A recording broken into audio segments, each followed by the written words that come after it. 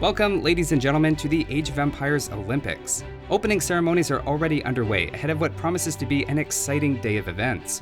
This is what the athletes have been training for, and they're ready to push themselves to the limits of their speed, skill, and strength across a wide set of challenges to prove which civilization can spend the most gold to train their athletes. This year even sees 4 brand new competing nations. Will their nerves and jitters get the best of them, or will they rise to the occasion? The first event of the day is horse racing. Based purely on raw stats, the Cuman Hussars should have the advantage here, with the best qualifying time out of the group. Of course, anything can happen once the race starts. Looks like they're all ready to go. And they're off. A great jump by all the competitors. It's a dead heat through the first straight. Heading into the forest, Cumans are out in front, followed by Magyars and then Huns. Whoops, a little bumping there. Doesn't appear anyone's been disqualified though.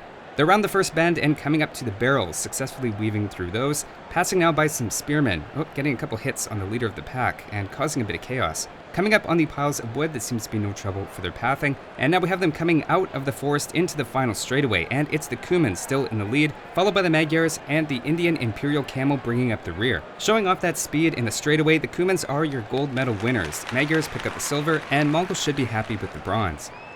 A bit of a scary moment there around the pikemen, with Cumans taking a couple of free hits and a bit of shuffling going on.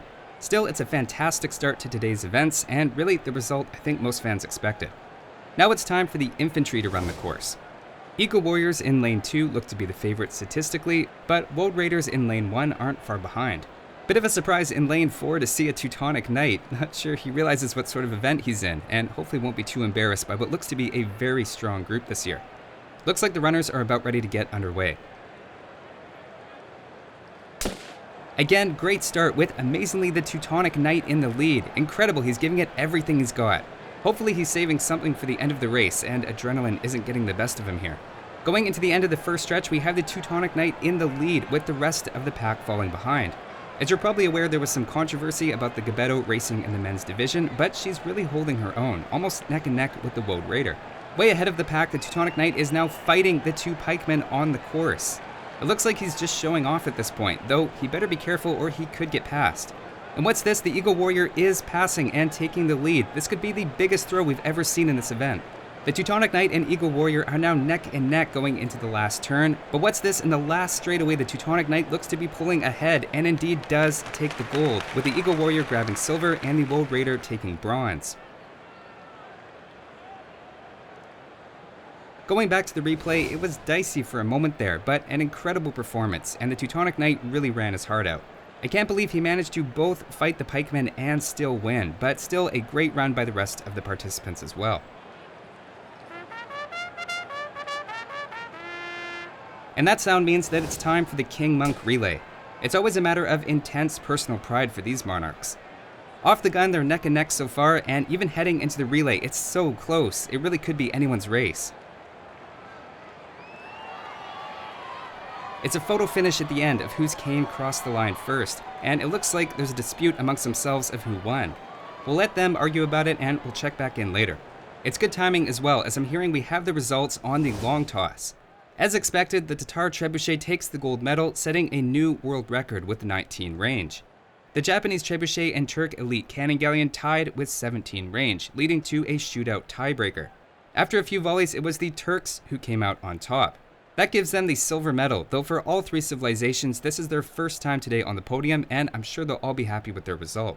And just a quick update for our viewers, we have a report coming in that the Red Monk has won the argument and convinced all of the other monks that he won the race.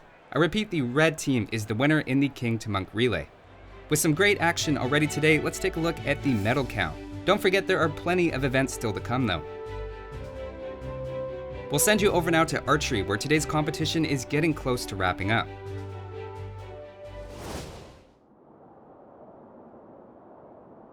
Taking the next shot is the longbowman. He's had a strong day. He's in the lead with 111 points. He could clinch the gold with just 4 points on this shot.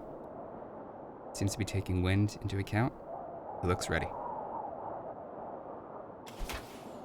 Oh, heartbreak. It may still be good, but he must be disappointed with himself. His 70% base accuracy really showed up at just the crucial moment. Let's take another look at it.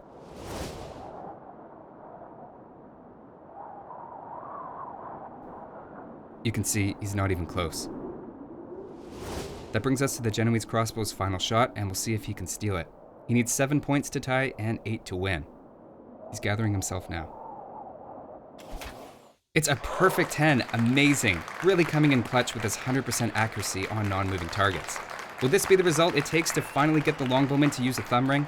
Let's take another look on our super slow cam. Don't be fooled at home, folks, that is an incredibly difficult shot. We'll go now to an interview with the winner. Wait, this is just coming in. We interrupt today's events for some shocking news about a developing scandal.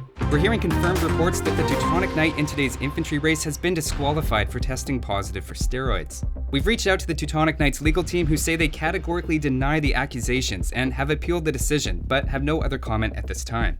Regardless, the Teutonic Knight has been stripped of his gold medal, meaning the Eagle Warrior takes the gold, the Woad Raider silver, and the Gebetto moving up to bronze. We'll keep you updated as the story unfolds, but we go now live to one of our main events, the Champion Damage Per Second competition. As you know, contestants have 10 seconds to deal as much damage as possible to their respective scarecrows. Japanese already have 1 medal today and are the heavy favorites going into this event, though Aztec's Garland Wars may give them a run for their money.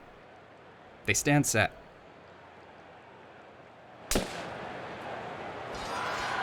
This might be one of the most intense damage per minute battles I've ever seen in my career, and the crowd absolutely loves it.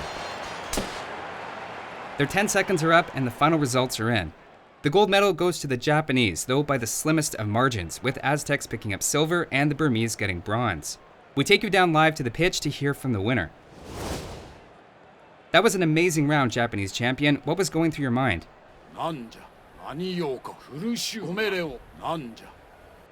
Actually, our guy in the stats booth says you were technically giving 133%.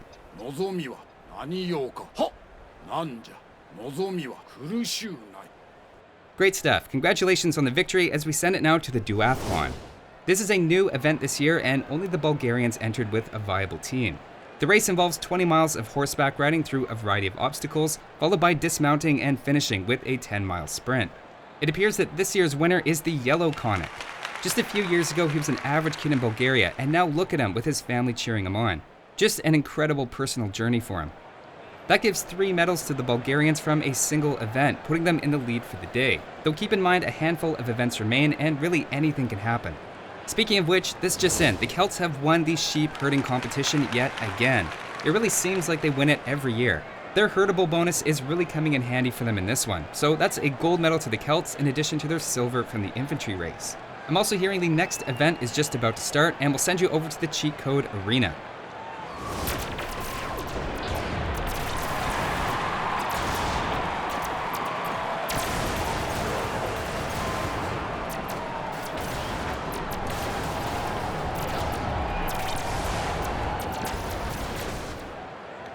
An astounding victory by Sharkatsor, the newest member of the cheat code family. Quite the redemption arc for Oliver as well. He was pretty deep into the catnip there for a few years and just recently got clean and put his life back together. He's worked really hard to get to where he is now, and there's so many good stories coming out of the Olympics this year.